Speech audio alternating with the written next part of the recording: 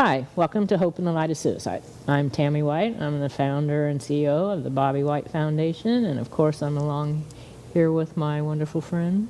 And your co-host, Bonni Snyder. How are you? Welcome. Welcome, everybody. Well, we're in the first week of April. So it's our 60th episode. Hard to believe it's 60. 60 episodes. This time of year, it's spring in Florida, like really springy spring. So we have a lot going on and coming up.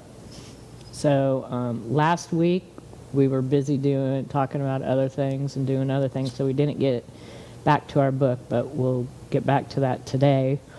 But we may end up taking a hiatus on that for about 3 weeks. I have some surprises for you that you don't even know about yet, sort of. Well, a couple. She likes keeping me in the dark. I know, I got to quit doing that so much. Well, I mean, it's, you know what I mean, and out of fairness, that's a kind of a running joke, to really, to be so honest. We have different, things that we do off the set, as well. And so, a lot of it's timing, so. But anyways, we want to, of course, thank Rob and Dylan and John, our producer, and the guys, for letting us do this and be here and taking really good care of us all the time. Cage wasn't here today. He's here in spirit. He's here in spirit. Okay, we'll thank Cage too. But no, Cage is not here today. So anyways, but... is the boss here? I didn't see the boss. No, actually, part of our new venture... sort of with WeBeam TV is Nerdist Sphere, a few doors down. We had the soft opening. We're kind of still in that right now. I was down here Sunday and installed some really rare comics. There was a publisher here in Tampa, CrossGen, and I have some rare images that we installed in Nerdist Sphere that's for sale, and 50% of the proceeds are going to come back to the foundation. Oh, nice. So I think the grand opening is going to be after Easter, right after Easter. For Nerdist Sphere? For Nerdist Sphere. I don't know why I was thinking he was going to do the hard grand opening in May. Yeah, I think, well, last weekend it was right after Easter, but yeah, we had some people come in, and he's posted some stuff. There's a Nerdist Sphere Facebook page and website, and I think there's a Facebook page. I might be wrong on that. I think he's been doing it on his own thing. Anyway, there it is. And had some people come in and do some gaming. We got pizza and coffee and sodas and candy and all sorts of Nerdist Sphere stuff with whatever it is, Dungeons and Dragons and all that kind of thing. I'm not familiar with, but... Well, I was excited. I happened to see something popped up on my social media feed about it. What did it say? It was like, we have pizza. Yeah. And, I'm looking at it. It's like, when I'm not here, it's I don't know, it's distressing to me sometimes, just, for lack of a word, distressing, that I don't get here to, the mall. I don't get to the mall too often. I mean, Tuesdays, obviously, because we're in the studio on Tuesdays. But this is a busy month for me offset as well.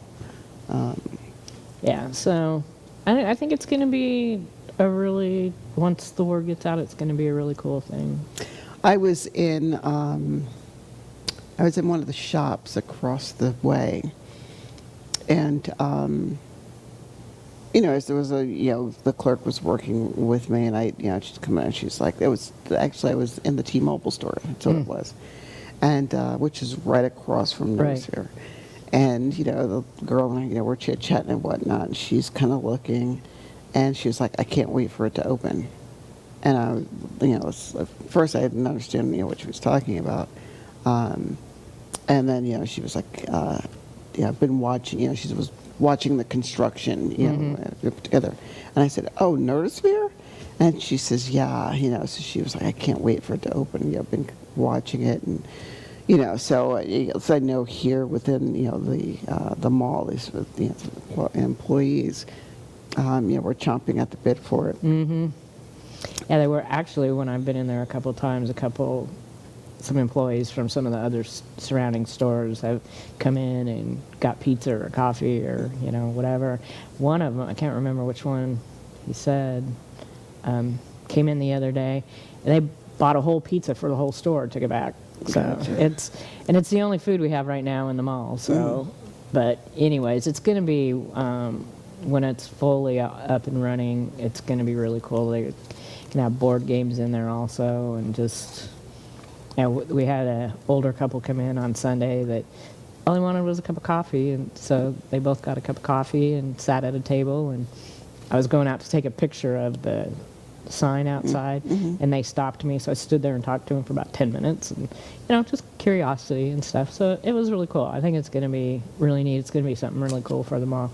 It's amazing how many people are into gaming, and it's all ages. I mean, all ages. So. Well, the other thing I like about it too is the uniqueness of it. I love the picture. Like, it's amazing when you go in and you see, you look at the area when it was bare, like when it was stripped and there was nothing in it. I remember listening to John talk about his vision. I want to do this, I'm going to do this, I'm going to do this.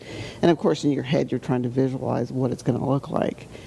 And then going in a couple of weeks ago, and looking, I was like, okay, this is really coming along. So yeah, I need to make it a point to. Well, and for people who have been in this area a long time, there's one of our pieces. It's the old Snickle Fritz. See, I didn't know. That was probably before my time. Yeah, it's been a while. But yeah, these are some pieces from my gallery that we installed up there. Thanks, Rob. That's really cool. I didn't even send a lot of that stuff to him. Good job. So anyway, so that's something exciting that's going on around the area too. And then, of course, we want to thank the Hilton Garden Inn. They're going to be hosting Art for Hope in September, and we have some artwork out there. And, of course, we got our T-shirts, which I'm wearing a lot this week. This happens to be a week for me. April 1st was the anniversary of Bobby and I moving up to this area, to Newport Richey from Fort Lauderdale. And then Friday the 8th is the anniversary of him leaving us. So kind of dedicating this show to him. I mean, he's actually the reason that all of this stuff started, Art for Hope, the foundation, and the show. I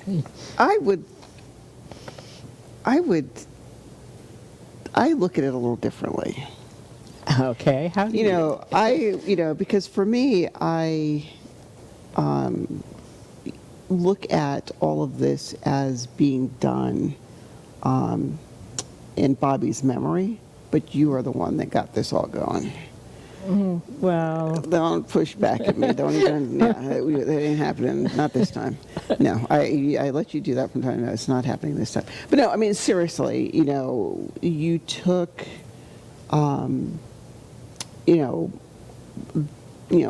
wouldn't say most. Of course, people say that. Put that word most.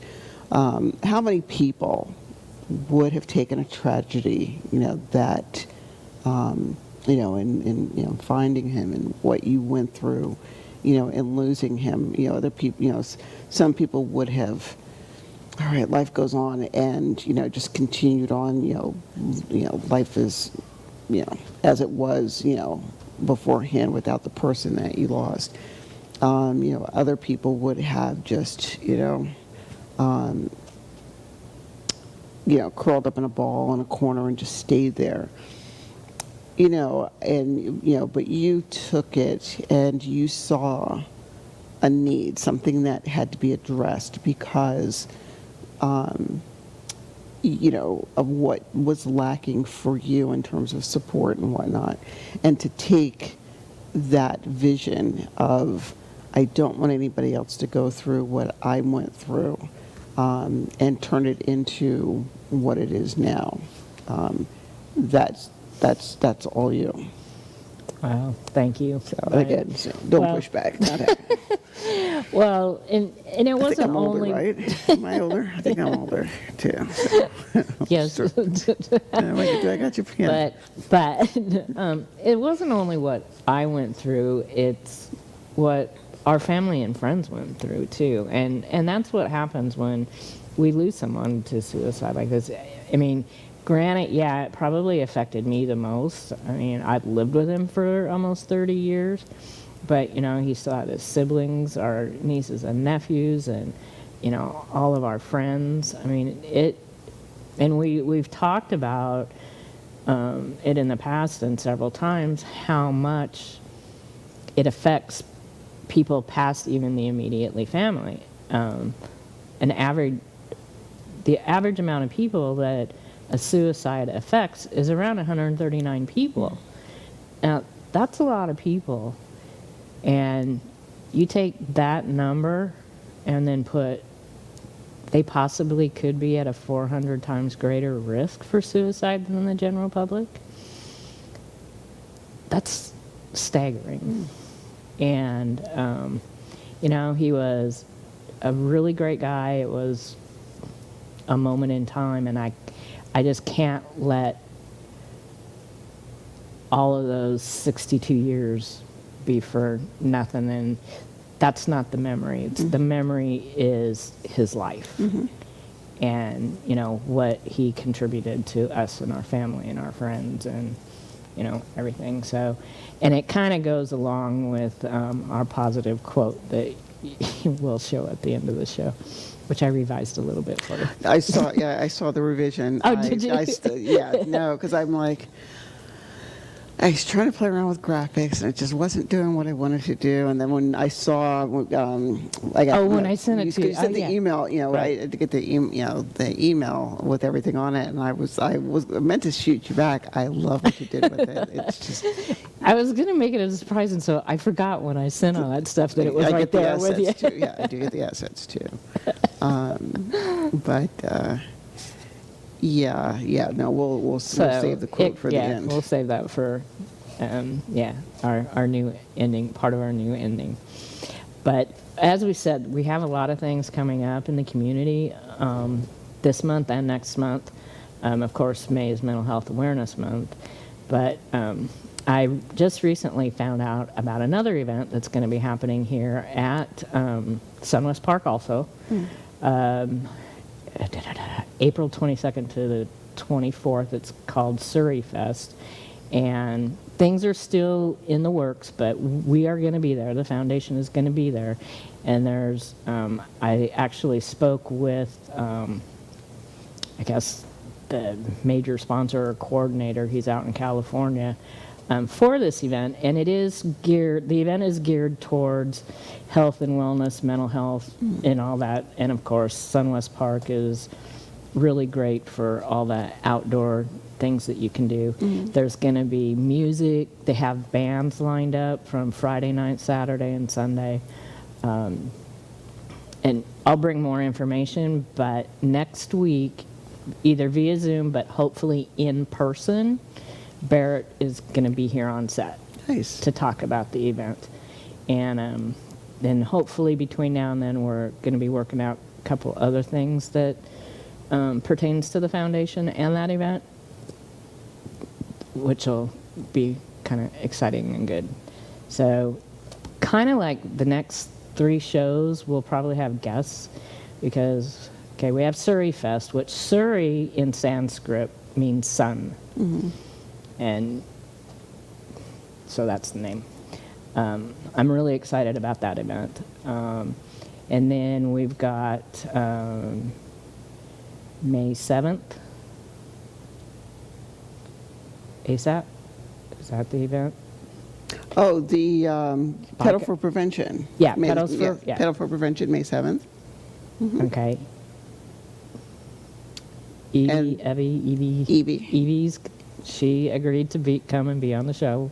Oh, did you talk to her? We texted or we emailed, and she was like, "Oh, I'm not really good behind camera." And I said, "You'll be fine." I said, "Bonnie's going to be here. We'll just be sitting talking." Gotcha. So if you talk to her in the meantime. Yeah, I just saw her in the office yesterday, so I guess this had to been talked about either beforehand, or she has not made the connection that her coming on the show. She may not. I don't know. I may see her this evening. We have it's this evening, this is Tuesday for us. You guys will see this on Saturday. We have an event this evening that she and I are going to, because April is Alcohol Awareness Month. Mm-hmm. In my other life, I chair a alcohol initiatives committee in this city of Newport Richey, which is where we live, is presenting us with a proclamation in honor of Alcohol Awareness Month. This particular committee partners with Mothers Against Drunk Driving, MAD, and Tobacco Free Florida.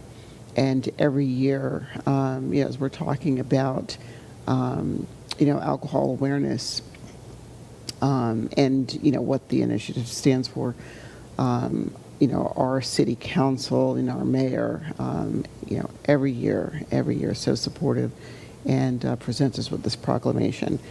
Because as we talk about, April being alcohol awareness, and then we're going into May, Mental Health Awareness Month, and how does all of this tie into what we do here? Oh, it and does so much. As I was doing the research, for the so what ends up happening is I send a draft to City Hall. This is what I want on the proclamation, and again, it's in partnership with information that Mothers Against Drunk Driving, wants on it too. It's, April 21st. It's called Power Talk 21. Is what it is. And it's that particular day is set off to or set aside during the month to talk about alcohol awareness and how it affects individuals. And I was looking at the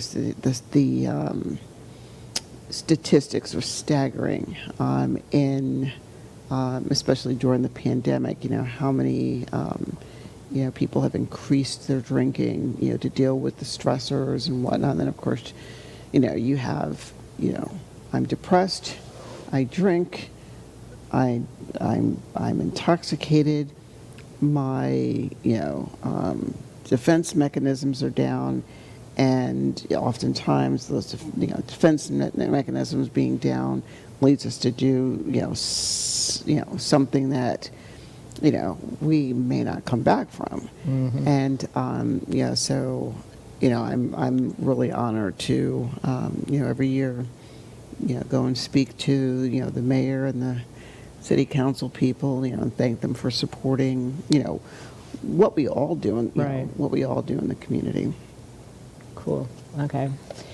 And then the following week we will be having Kim and Deanna from Parks and Rec on. Nice.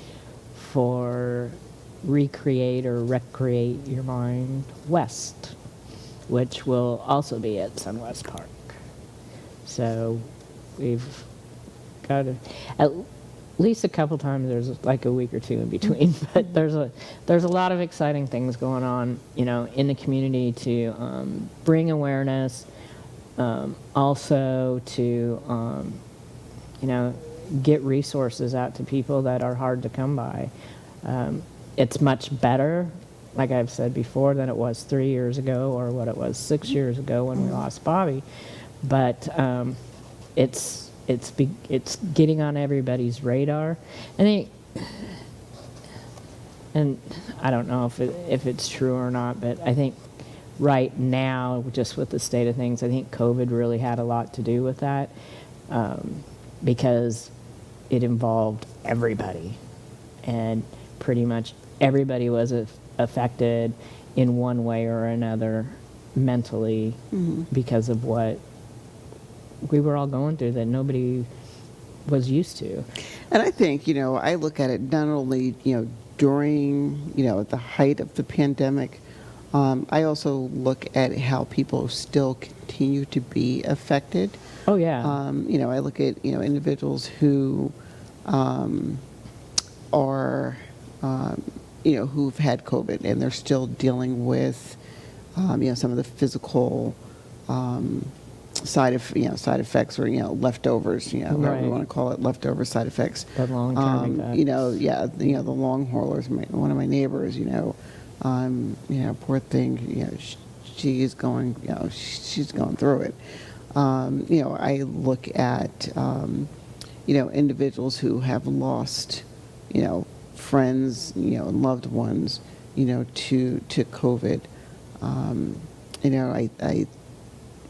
I think about, a couple of, close friends who, loved one got diagnosed on Tuesday, went in the hospital on Wednesday, Thursday they were gone. And, back in the early days, there was no, they weren't able to do services, and it's just, and then of course the, people that I can think of that, were lost through, being isolated. It's like it may not have been, COVID in itself, but just the isolation in itself. And I think of, people that we lost. Well, it's not something that a person goes through and it's over and you go on with your life. It doesn't work that way, And I too lost, there were 4 people at least that I knew of that I lost. And we lost to COVID. One of them was a close friend, and he passed away the night before my birthday. I got the phone call. And 2 weeks prior to that, he lost his son to COVID. And, it's, it's kind of weird because, and sometimes I feel kind of bad when I was saying it, but people understood. It was like, the first year of COVID, people would ask me, oh, how are you doing? Or when COVID first started, oh, how are you doing? Are you doing all right with COVID? And I was like, it's not bothering me. It hasn't changed my life in the last, since I lost Bobby. Being sad or depressed or, not going out and doing things that I would normally do. And I was like, now everybody feels the way I do. But then you got that, then it was the second year, and I was like, oh, this isn't continuing to be good.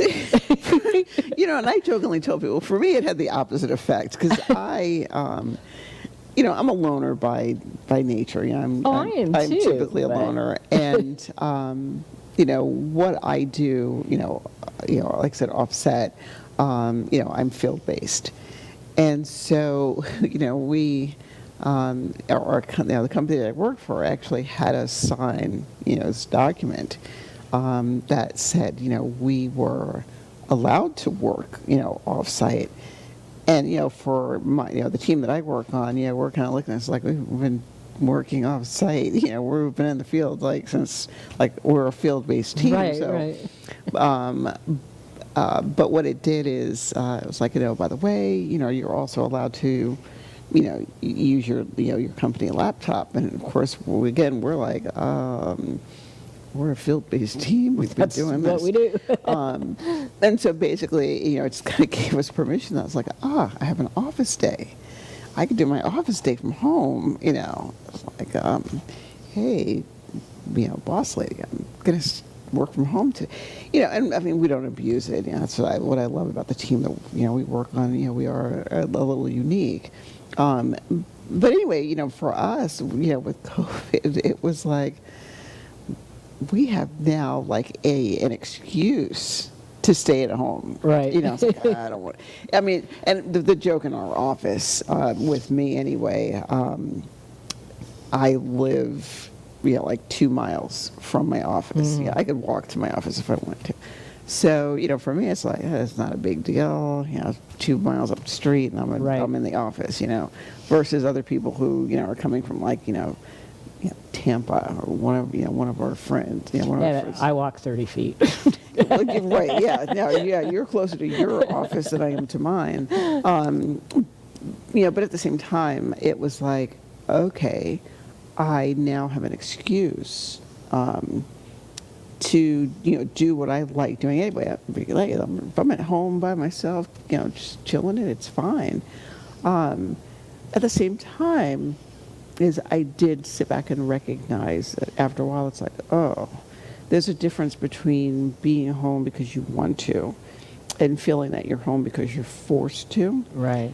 And excuse me, thankfully, and again, at least for me, I didn't get to a point to where I felt like I was forced to stay home, or I was feeling this is driving me crazy because I have to, I'm not allowed to go out. Yeah, I wasn't like that either. I mean, I can stay home. Sometimes I'll park my truck on a Thursday or Friday, and it doesn't have to leave until Monday or actually Tuesday is my first networking meeting. I got to the point to where, for me, it was, doesn't he know I'm taping? All right, Greg. Yeah, it's great. Seriously. It's like I put him on. Dude, I'm taping. Yeah, put him on the show. Hang on, let me watch this here.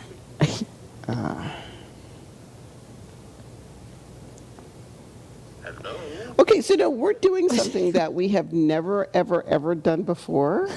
But Tammy just decided, this would be a neat idea. 'Cause my phone is sitting in front of me, and it's buzzing, and I was like, does he not realize that I'm in the studio? So, hi, everybody. Say hi to Greg. This is Greg, who we talk about every once in a while. Just do it like this. Greg, say hi to our audience. So he does exist, people. So anyway, love you. I'll talk to you when I'm not filming, unless you want to sit right here and just. Yeah, you're going to be a guest on set today. Well, we're going to put you right here. Okay, there you go.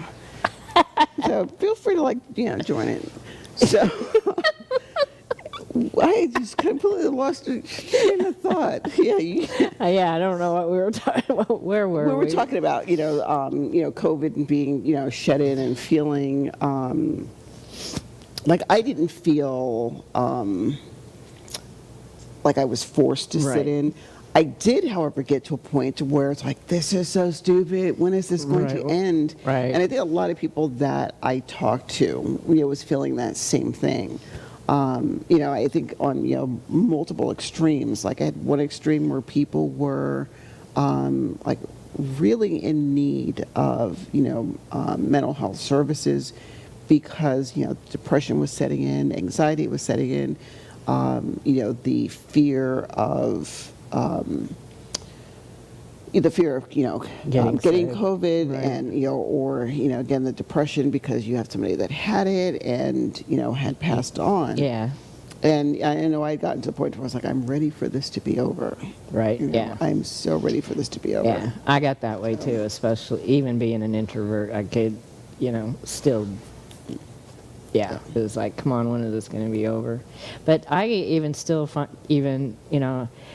haven't gone back to like all the networking stuff that we used to do, even though pretty much all the groups, for the most part, are all back. A lot of us have picked and choose what we're going to continue to do and really scaled back a lot. But I still sometimes, and it could be just this time of year, I don't know. I find it hard for me. I have to push myself to go out to do some of this stuff. And even though I've cut back so much on my networking groups,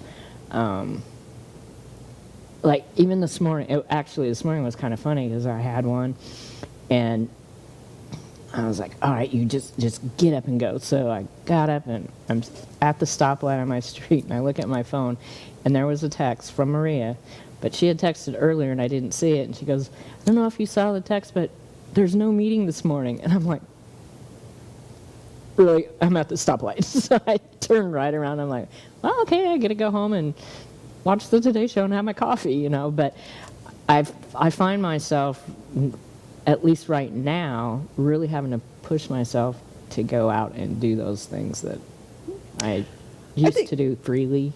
No, and I understand. I think the other thing that I found with, with the pandemic and some of the residuals that came out of it was for a good, a good portion of the population, just how resilient, we can be. To your point, I've got to push myself to get back out.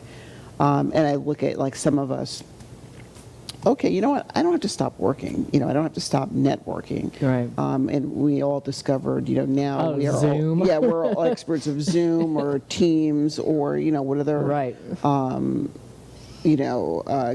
Greg and I have perfect, but then, a lot of it is just because we live 2 hours away, apart. Have perfected, Messenger, so Right. we talked about Messenger, versus on the phone, but, again, as a society, we have perfected the art of, we can't meet in person, let's figure out a way to still stay connected. I remember, and I wish, let me see if I can remember the quote. Early during the pandemic, there was a doctor on TV. He made the comment, drew a correlation between what, social distancing really meant.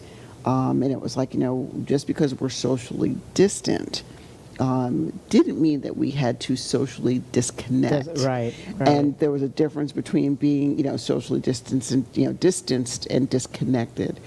And when I heard that, of course, my brain was like, whoa, that was so profound. And I'm not sure if those were the words that he used. Well, but in jest, that's what it was. It did, yeah. Because, of course, we were looking at it from the standpoint of, what was this going to do, for people, and their mental health overall.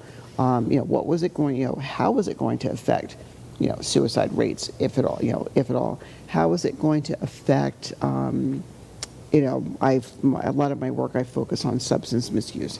How is this going to affect substance misuse? And unfortunately, we did see a lot of increase. Yeah, there was an uptick in both. And it was because of, people wanting or needing a way to cope. Right. And that was the quick fix.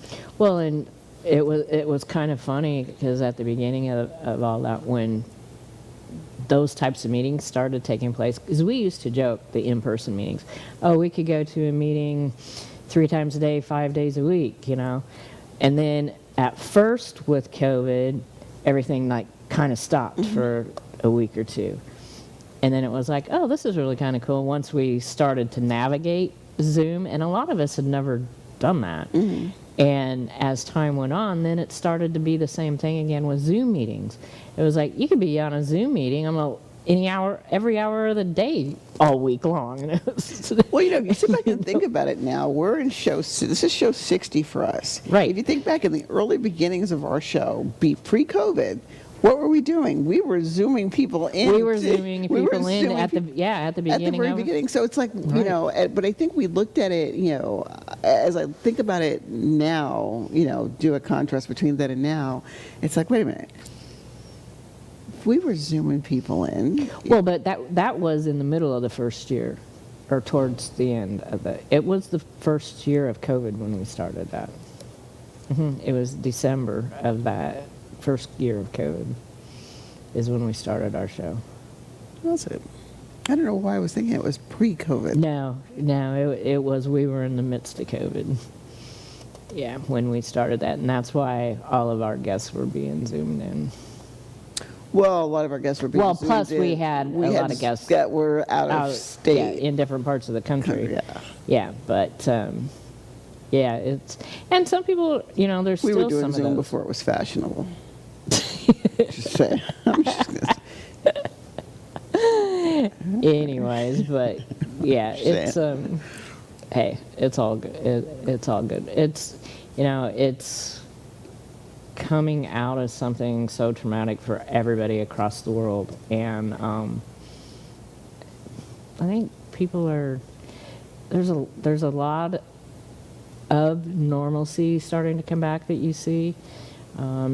Some people, are still hesitant, but, you got to do what you got to do, for your own comfort level.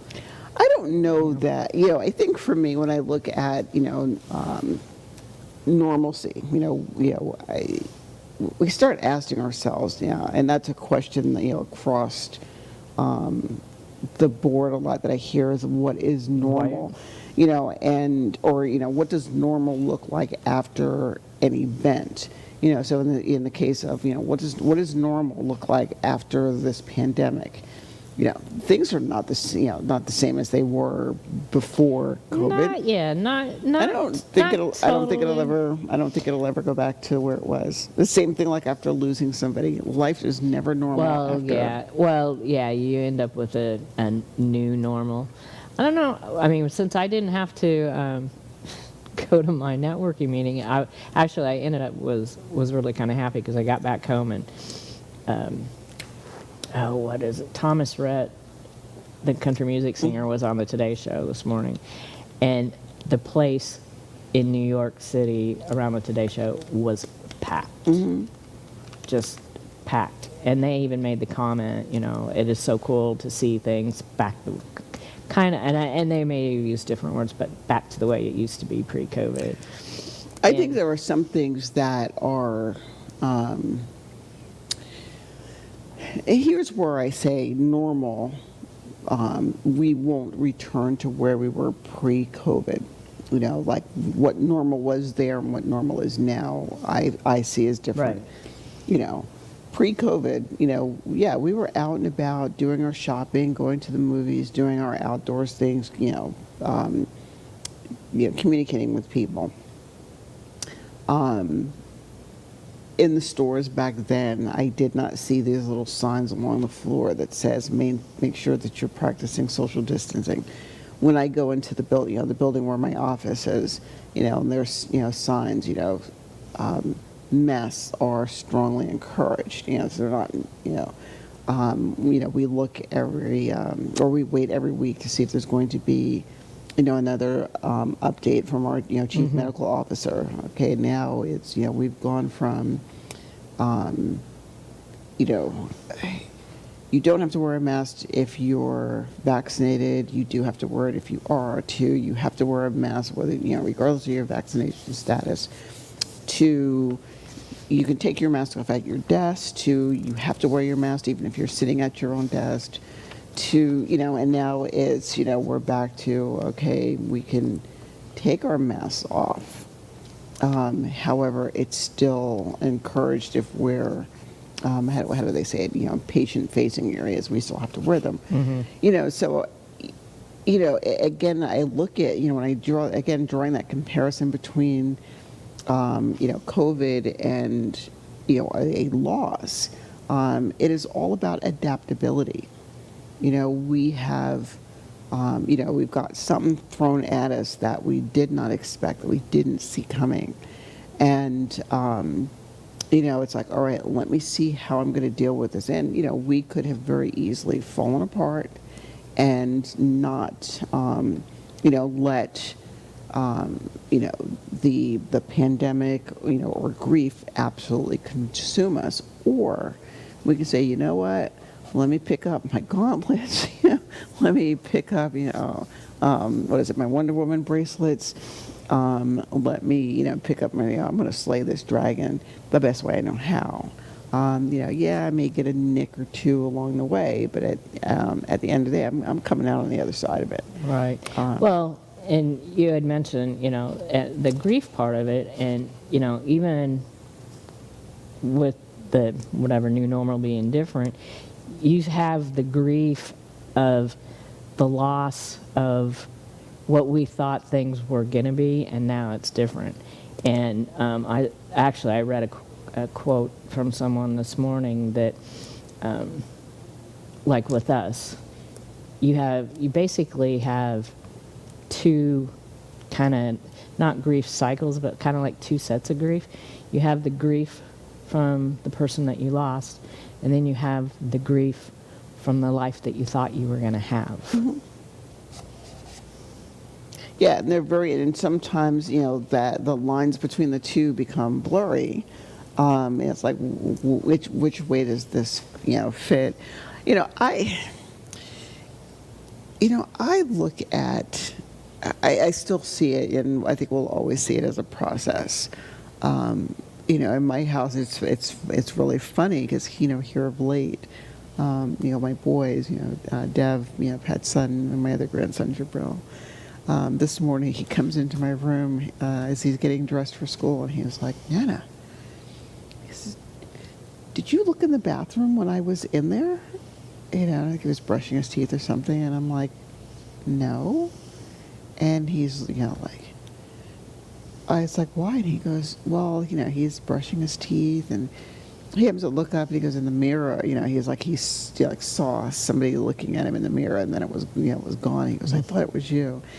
And I sit back, and I think for me, we find, that comfort and solace in, that's just your uncle, making sure that you're getting dressed, it's just Pat. It's just Uncle Pat, you're right.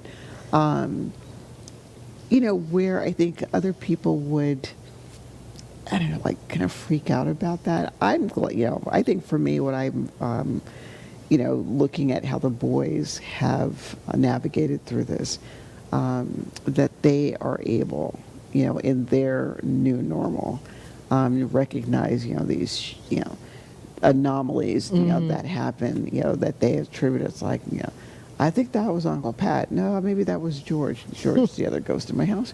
I think that was, George and whatnot. Where I think before, it was just George, their way of keeping,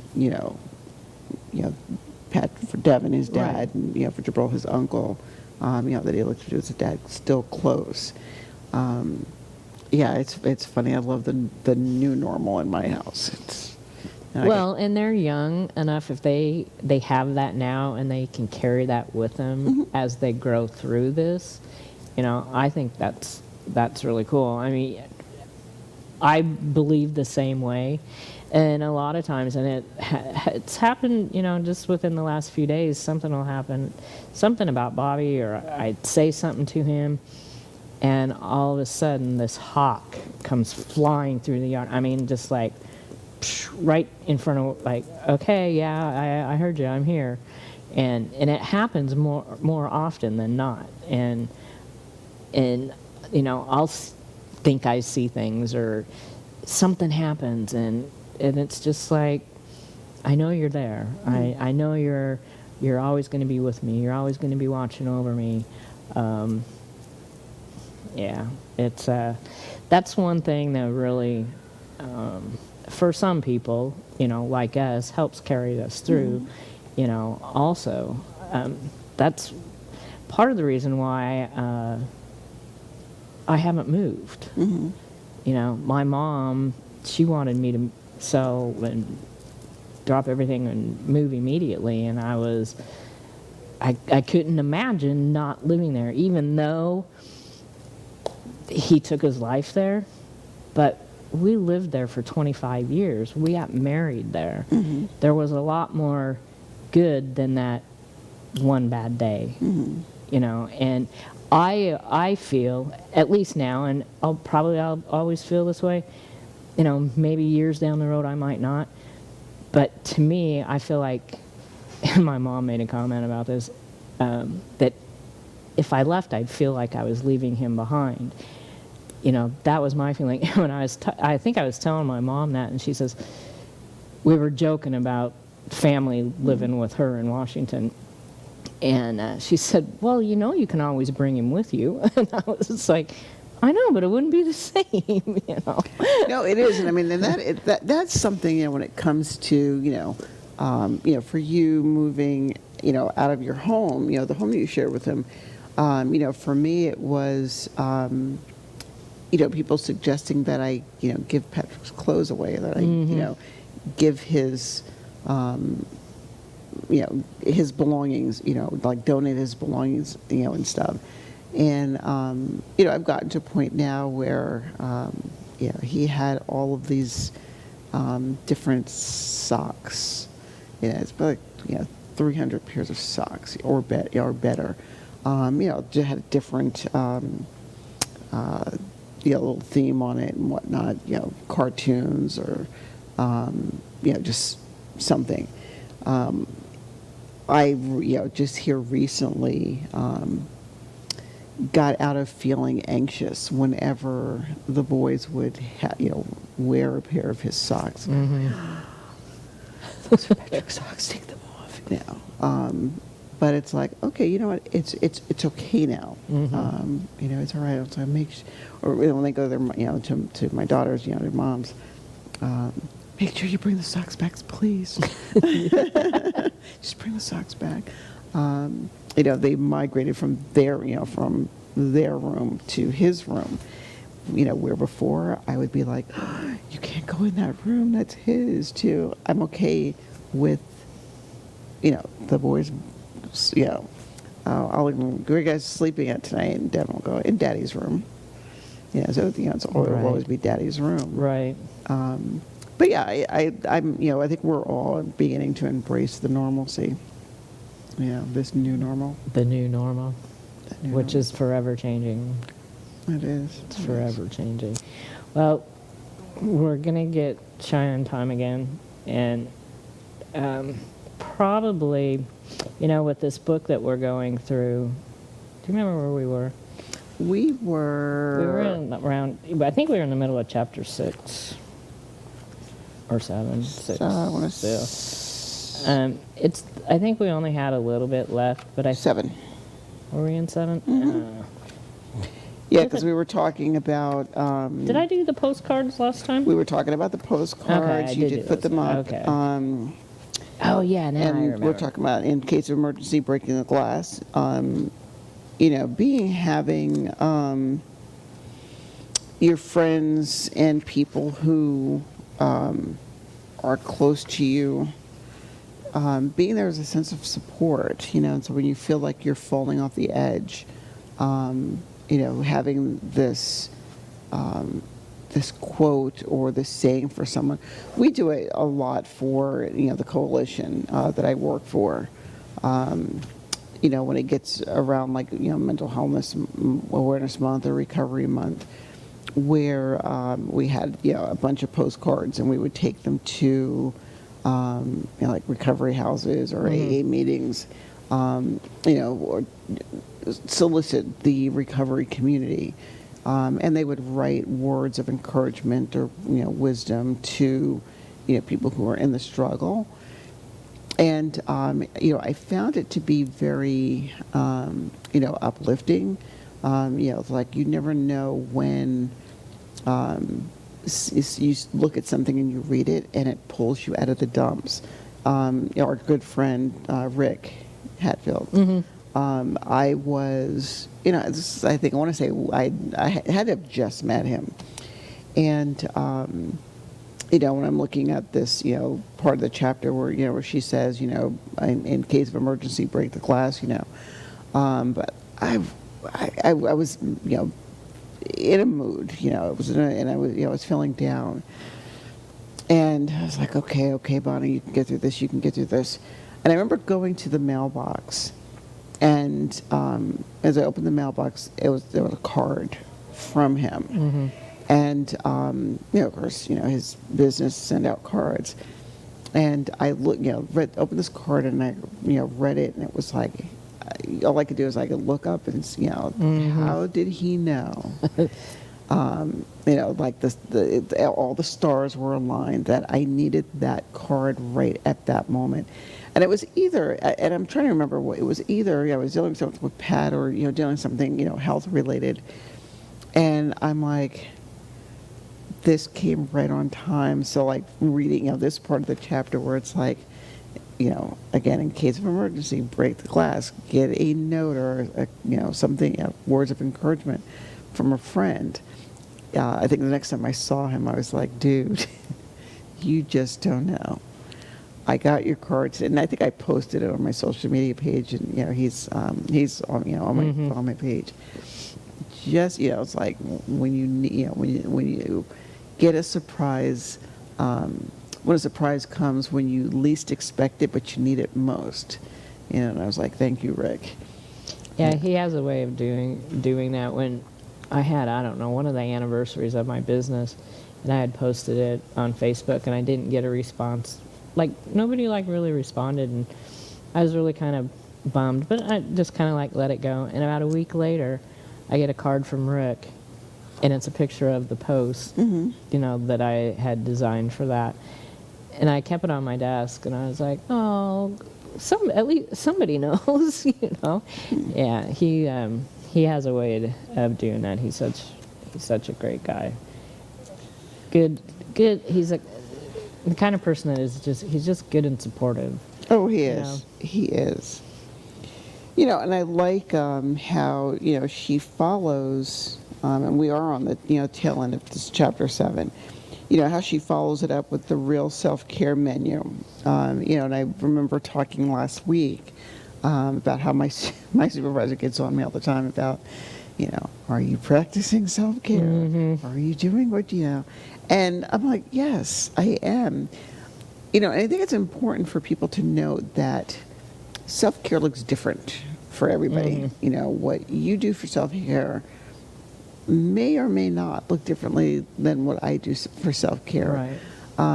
You know, and I think, you know, what we were talking about this weekend, you know, this past week, when, you know, she and I, you know, my supervision meeting, you know, and she says, you know, notice how you have learned, and of course I'm, you know, a part of me was kind of chuckling. I was like, I don't know if you've really noticed this before. But I do find it important to be able to find that work-life balance, you know, or that, you know, balance in your life that, you know, allows you to stay grounded. And, you know, because I'm a workaholic. And Well, it's like, you know, some people work, like my mom, work was her, and it always has been throughout her life, no matter what she was going through bad, was her savior. And if she can go to work and just get her mind off whatever she's dealing with, I mean, she's still working. And granted, right now it's part-time. I mean, she's 80 years old, but she still works. She's a pharmacy tech. But that's her salvation. That's her way of doing things. I'm totally the opposite. I can't concentrate. And this only started when Bobby died. My job is extremely creative. I've done it for many, many, many years. But for me to concentrate, I think the devastation was so much that for a long time, I mean, it's coming back, but sometimes it comes back in spurts, and then it kind of halts a little bit. The creativity, the passion, the confidence, which it went away. And I have to, like, be in the zone. And so, like, my mom and I were, like, totally opposite on how we dealt with our spouses. My dad died 5 weeks before Bobby died. So we had, you know, my dad, and then we had Bobby, and Mom's in Washington and I'm down here. But we had such totally different ways of dealing with what we were each going through, and still kind of do. I mean, mine is, I am, you know, 6 years into it. It is getting better, but going through, you know, a couple bouts of depression for months, and, you know, just trying to do. Yeah, I'm the opposite of the workaholic when it comes to this. oh yeah, no, type that of was thing. no, I am the workaholic. I will dive headfirst into work and, you know, completely immerse myself in work. And, you know, and sometimes, you know, people are like, you're not taking care of yourself. I'm like, no, actually, you know, you have to, you know, understand, like your mom, you know, some of us do this. You know, but again, she rounds out, you know, as we, you know, get to the end of this, where I like, you know, what she says about, you know, self-kindness, where she says, kindness might be allowing yourself to sleep as much as you need to without yelling at yourself for doing so. You know, where she says, you know, kindness to yourself might be being able to say no to a social engagement. You know, pushing yourself sometimes, you know, taking yourself out of your comfort zone. But yeah, wow. We got a lot. We got a lot into Well, even with our interruption. yeah. I can't wait to see him. I'm gonna talk to him about this. Yeah, like we said at the beginning of the show, this is the week that we celebrate Bobby. Last week was Chasco Fiesta, and I can't even remember what year it was. I was nominated for Queen Chasco, and I think the only other time Bobby got dressed up in a suit was when we got married. There it is. And I even went to the hairdresser and got all foofy, and people that know me, that's not me, but we did it for that. So that was a lot of fun. He would do anything for me like that. But don't forget, please have these phone numbers in your phone. Hopefully July 16th, there's going to be an easy rollout for the new 988 number. And our quote for today is, Don't cry because it's over, smile because it happened. And that was from the great Dr. Seuss, who I share a birthday with. He was born on my birthday. Yeah, we share the same really? Your birthday. birthday's Yes, I the realize same that. day? Yeah. Oh, March the well, that's 2nd. pretty.